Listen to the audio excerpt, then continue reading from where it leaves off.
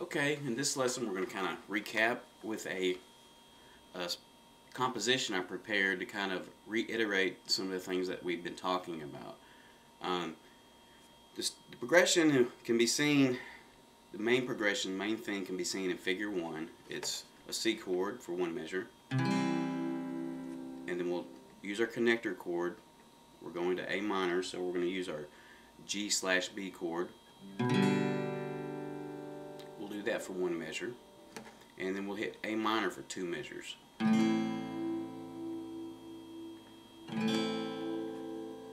So the first 4 measures we're going to play through twice, and there's a lot of room there to add your own little thing, but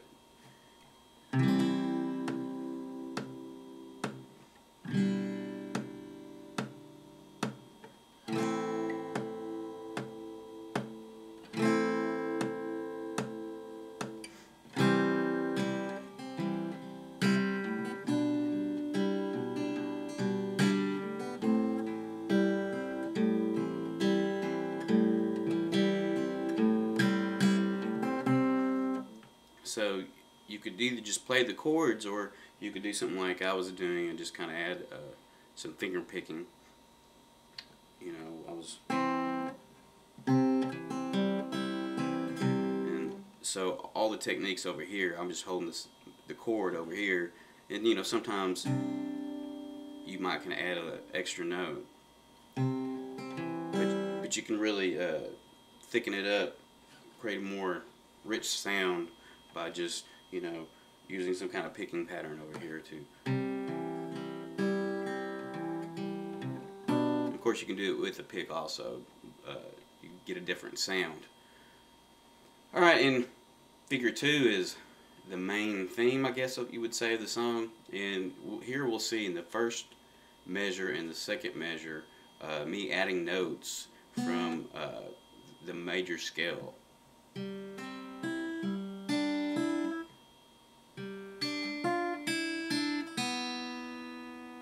And then in the third and fourth measure, I'll be doing something similar, but I'll be playing it over the A minor, so it'll give it that haunting sound.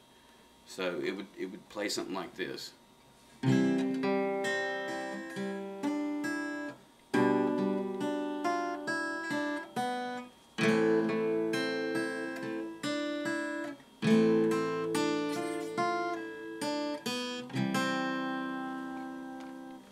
So it's a little bit more involved than just strumming, so because we've kind of added a little bit of a melody on top of our chord progression.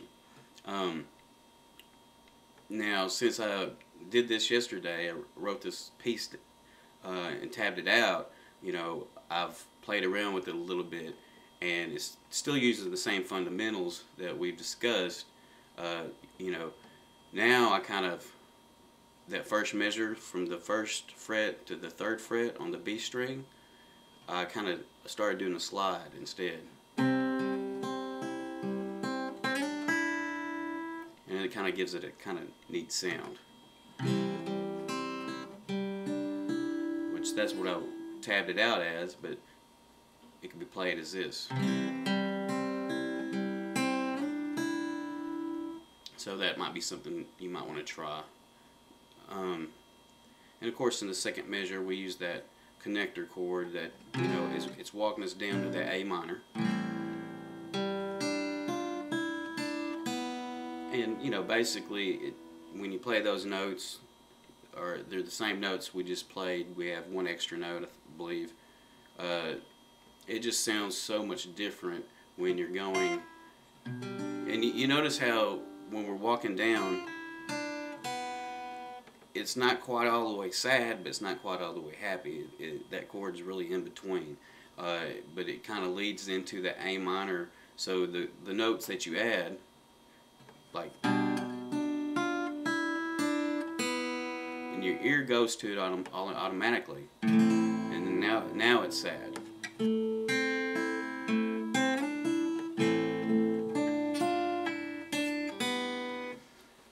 So, you know, this is kind of a basic outline, a basic idea of something, you know, you could do with this chord progression. And, you know, the more you play with it, the more you can do with it.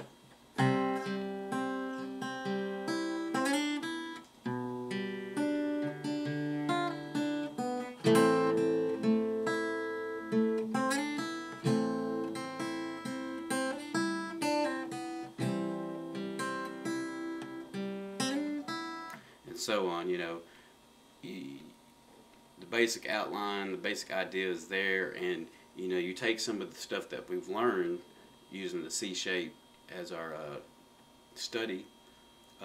There's lots of things that you can probably see there that you can add yourself, like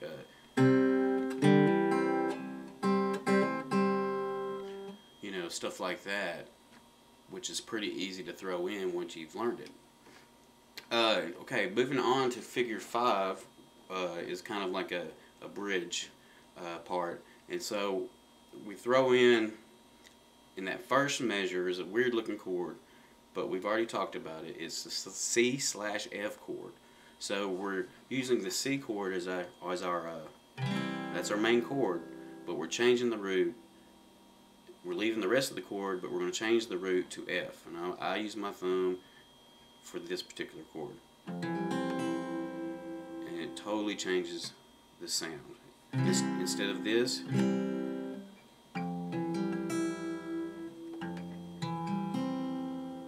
so you know, it's a good bridge chord. It's you know, it's a way different sound than we've had previously. All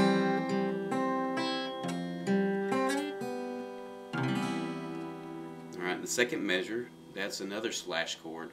That's C major 7/E. So we're playing a C major 7 chord, but we're adding, instead of using our C as the bottom note, we're using E.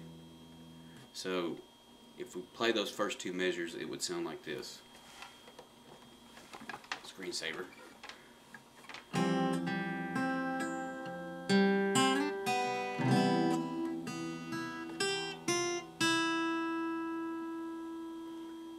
Alright, and in measures 3 and 4, we are going to play basically what the third measure is a D minor, and the fourth measure is G, or you can play G7, and it would sound like this.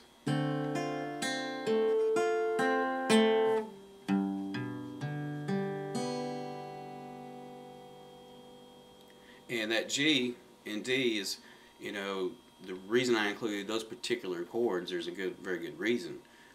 And we will talk about how the chord progressions work a little later in the course. But in a nutshell, the D is in the scale. You know, it's the second scale step of the C major scale. So, but how the chord falls into the C major, it becomes a D minor chord. So that's our second chord of C major, and then G happens to be the fifth, which is, besides the first, which is the C, is also called the tonic. It's the second most important chord. It's a major chord, and it leads right up to C almost every time.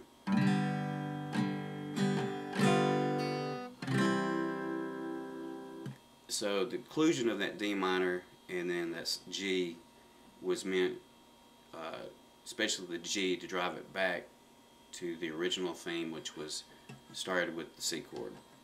So if we, you know, we play the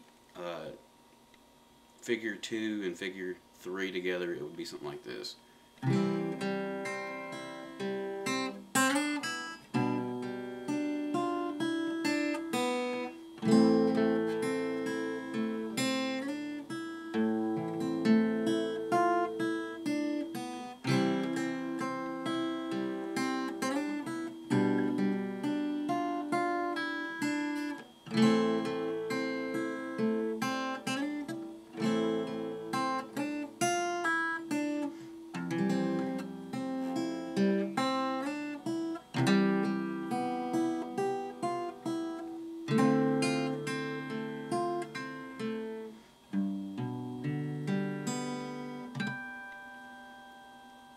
So something just for you to toy around with, and I hope this reinforces what we've learned so far, and we'll see you in the next lesson.